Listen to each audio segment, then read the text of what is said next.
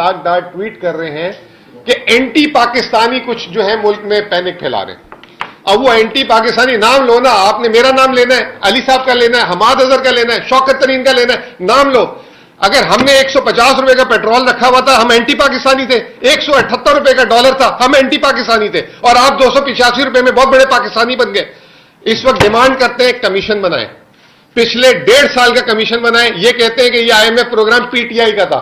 ایک کمیشن بنائے جو ہم نے پی ٹی آئی نے جو IMF سے معاہدہ کیا اور انہوں نے کیا ہے, اور دودھ کا دودھ اور پانی کا پانی سامنے کریں. اور اس وقت تک اسحاق ڈار جو ہے ریزائن دے کر باہر بیٹھے, فوراً ریزائن دے. یہ جو اسکاؤنٹ کے ساتھ ظلم کیا ہے, نہیں ECL وغیرہ یہ وہ ہے, ایک یہ معاشی فیصلے ہیں, وہ ہم ایسی ان والی حرکتیں نہیں کرنی چاہیے. نہیں بھاگیں گے کیوں, بیٹھ کے جواب دیں گے. معاشی غلطی ہو سکتی ہے, معافی مانگے.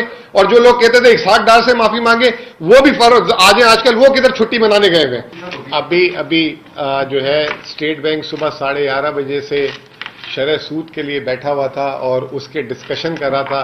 حالانکہ IMF سے ڈائریکشن آ گئی تھی 11:31 پہ جو ہے وہ فیصلہ دے سکتے تھے, لیکن انہوں نے کوئی 1 گھنٹے کا انتظار کیا, اور اس کے بعد شرح سود کو 3% سے بڑھا کر 20% کر دیا ہے. یہ آپ لوگوں کے لیے ایک اور خبر ہے. اور یہ جو ہے جس دن ہمارا ووٹ آف نو کانفیڈنس آیا تھا, اس دن شرح سود 9.75% تھا. 7 اپریل کو رضا باقر نے ایک میٹنگ کی جب ہماری حکومت ٹیکنیکلی ختم ہو چکی ہوئی تھی, ہم تو انہی کی حکومت میں گنیں گے, اس نے 2% بڑھایا تھا. تو اس وقت بھی جب یہ آئے تھے تو 11.2% تھا. 11 مہینے میں شرح سود میں تقریباً 9% کا اضافہ ہوا.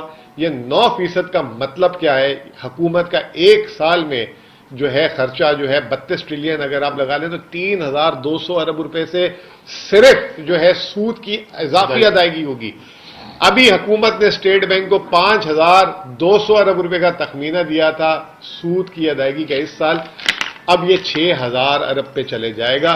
اور علی صاحب تو ڈیمانڈ کر رہے ہیں 30 ارب روپے الیکشن کے لیے, اور حکومت 6,000 ارب روپے سود کی ادائیگی میں صرف ادا کر رہی ہے. اور اگر صوبوں کی اور اگر وفاقی حکومت کے بجٹوں کو جمع کر لیں تو یہ 20,000 ارب ہوتے.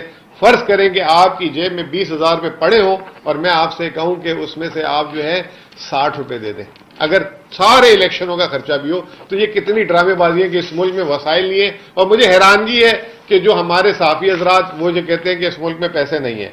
اب آپ آج جو روپے میں نیا مذاق ہوا, 178 روپے تھا ووٹ آف نو کانفیڈنس سے پہلے ڈالر کا ریٹ. آج اوپن مارکیٹ میں اسٹیٹ بینک کا جو آفیشیل ریٹ ختم ہوا ہے, کلوز ہوا ہے 285 روپے.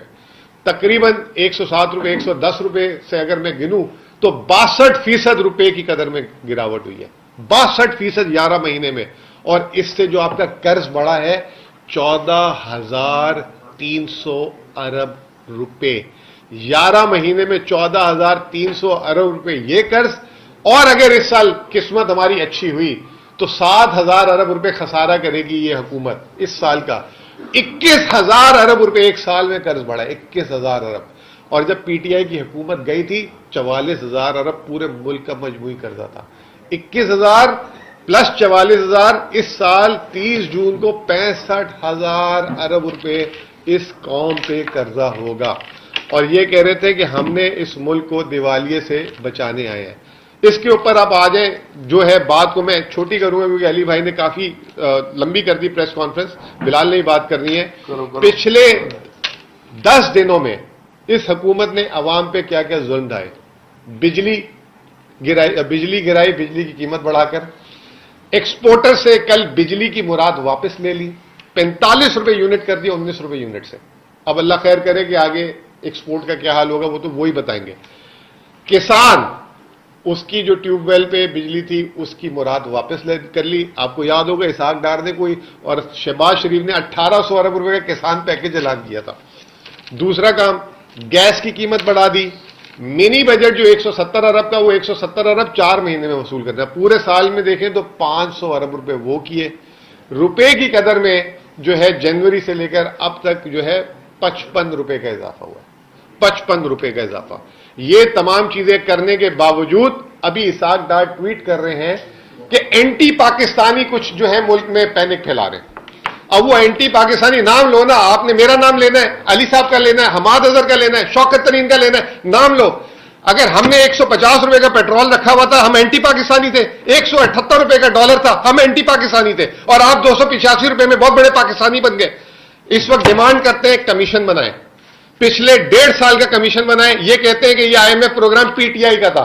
ایک کمیشن بنائے جو ہم نے پی ٹی آئی نے جو IMF سے معاہدہ کیا اور انہوں نے کیا ہے, اور دودھ کا دودھ اور پانی کا پانی سامنے کریں, اور اس وقت تک اسحاق ڈار جو ہے ریزائن دے کر باہر بیٹھے, فوراً ریزائن دے. یہ جو اس قوم کے ساتھ ظلم کیا ہے, نہیں ECL وغیرہ یہ وہ ہے ایک یہ معاشی فیصلے ہیں, وہ ہم ایسی ہم ان والی حرکتیں نہیں کرنی چاہیے. نہیں بھاگیں گے کیوں, بیٹھ کے جواب دیں گے. معاشی غلطی ہو سکتی ہے معافی مانگے, اور جو لوگ کہتے تھے اسحاق ڈار سے معافی مانگے وہ بھی فرض آج کل وہ کدھر چھٹی منانے گئے ہوئے.